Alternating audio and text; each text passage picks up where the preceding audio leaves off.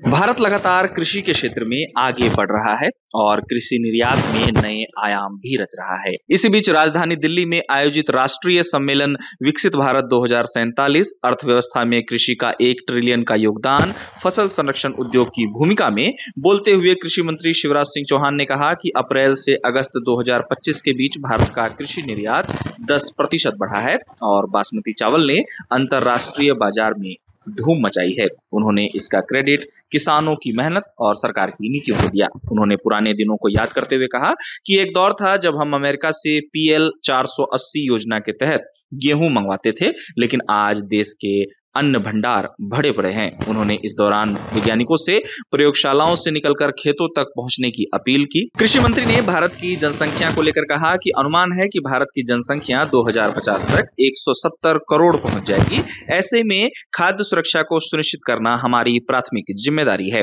उन्होंने भारत को लेकर कहा कि हमारे पास दुनिया की 4% कृषि भूमि है, फिर भी हम केवल खुद का ही नहीं बल्कि दुनिया को भी अनाज मुहैया करा रहे हैं। भारत में कृषि नीति के निर्माण को लेकर शिवराज सिंह कहते हुए नजर आए कि भारत में नीतियां छोटे किसानों के अनुसार ही बननी चाहिए, क्योंकि अधिकांश किसानों के पास 2.5 से 3 एकड़ भूमि ही है। इस दौरान वे हाल ही में देश के कई हिस्सों से सामने आई नकली कीटनाशक और नकली उर्वरक को लेकर गहरी चिंता व्यक्त करते दिखे, जिसमें उन्होंने कहा कि नकली कीटनाशक और उर्वरक के कारण किसान बर्बाद हो रहे हैं। जहां राजस्थान में पत्थर का पाउडर तक उर्वरक बनाकर बेचा गया। चौहान ने कहा कि यह अपराध है और इस पर सख्त कार्रवाई की जाएगी। आपको बता दें कि नई दिल्ली में आयोजित इस राष्ट्रीय कृषि सम्मेलन में बड़ी संख्या में किसानों, वैज्ञानिकों और कृषि जगत से जुड़े लोगों ने भाग लिया। चौहान ने इस दौरान भारत की कृषि को और आगे बढ़ाने के लिए सभी के सहयोग की आवश्यकता बताई।